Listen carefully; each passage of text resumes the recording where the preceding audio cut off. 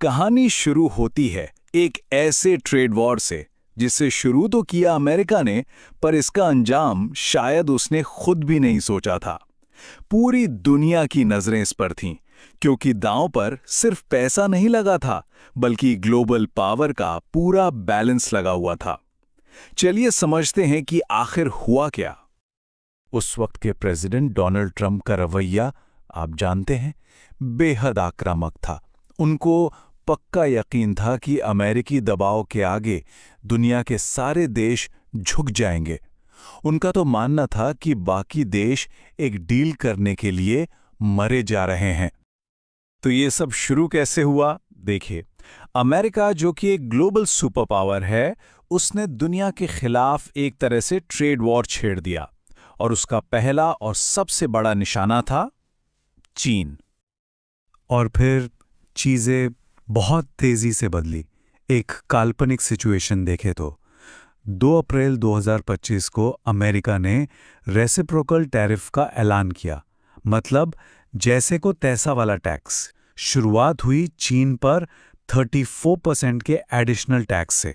इसका असर तो फौरन देखने को मिला। और इसका स्केल देखिए कितना चौंकाने वाला था।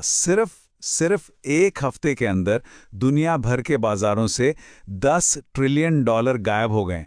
इस एक कदम ने ग्लोबल इकोनॉमी में जैसे भूचाल ला दिया था। लेकिन अमेरिका को लगा था कि चीन डर जाएगा, झुक जाएगा, पर हुआ इसका ठीक उल्टा। चीन ने इस एक्शन का जवाब पूरी ताकत से दिया। और ये स्लाइड ना बिल्कुल आईने की तरह साफ दिखाती है कि हुआ क्या। अमेरिका ने टैरिफ लगाए, चीन ने भी जवाबी टैरिफ लगा दिए। अमेरिका ने कंप्यूटर चिप्स की सप्लाई रोकने की धमकी दी, तो चीन ने कहा ठीक है, हम रेयर अर्थ मिनरल्स की सप्लाई रोक देंगे। चीन ने बिल्कुल साफ कर दिया था कि वो पीछे हटने वालों में से नहीं है। तो सवाल उठता है कि चीन इस शॉक के लिए इतना तैयार कैसे था? देखिए, पिछले 30 सालों से उसने खुद को दुनिया की फैक्ट्री बना लिया था। चीन $145 बिलियन के अमेरिकी इंपोर्ट के बिना तो काम चला सकता था, लेकिन अमेरिकी लोगों के लिए $440 बिलियन के चीनी सामान को रिप्लेस करना लगभग नामुमकिन था। और नतीजा ये हुआ कि कुछ ही हफ्तों में अमेरिका को पीछे हटना पड़ा। जो 145% का भारी भरकम टैरिफ लगाया था, उसे घटाकर 30% करना पड़ा। यह पहला बड़ा सिग्नल था कि अमेरिका की स्ट्रैटेजी उल्टी पड़ रही थी। पर चीन के पास ये ताकत आई कहां से? इसके पीछे था उसका एक सीक्रेट वेपन, एक गुप्त हथियार। आइए जानते हैं कि यह आखिर था क्या। तो सवाल यही है, आखिर ये रेयर अर्थ मिनरल्स हैं क्या भला? इनमें ऐसा क्या खास है कि अमेरिका जैसी सुपर पावर भी चीन के आगे थोड़ी बेबस नजर आई? तो समझिए, ये रेयर अर्थ एलिमेंट्स 17 ऐसे जादुई मेटल्स का ग्रुप है जिनके बिना आज की दुनिया चल ही नहीं सकती। आपका स्मार्टफोन, इलेक्ट्रिक गाड़ियां, MRI स्कैनर्स और यहां तक कि मिसाइल और फाइटर जेट्स, हर हाईटेक चीज में इनका इस्तेमाल होता ही होता है। और ये चार्ट ये सब कुछ कह देता है। देखिए, इन मिनरल्स को जमीन से निकालना एक बात है, पर उन्हें प्रोसेस करके इस्तेमाल के लायक बनाना बिल्कुल दूसरी। और प्रोसेसिंग के मामले में दुनिया का 90% हिस्सा चीन के कंट्रोल में है। ये एक तरह की मोनोपोली है। और कमाल की बात यह है कि यह कोई रातों रात नहीं हुआ। 1987 में ही चीन के बड़े नेता डेंग श्याओपिंग ने यह बात कह दी थी। ये चीन की दशकों लंबी सोची समझी प्लानिंग का नतीजा था। इसके बाद ट्रंप और शी जिनपिंग की मुलाकात हुई और एक टेम्पररी डील हुई। तो सवाल उठता है कि इस टकराव में असल में जीता कौन? कहते हैं ना, बॉडी लैंग्वेज कभी झूठ नहीं बोलती।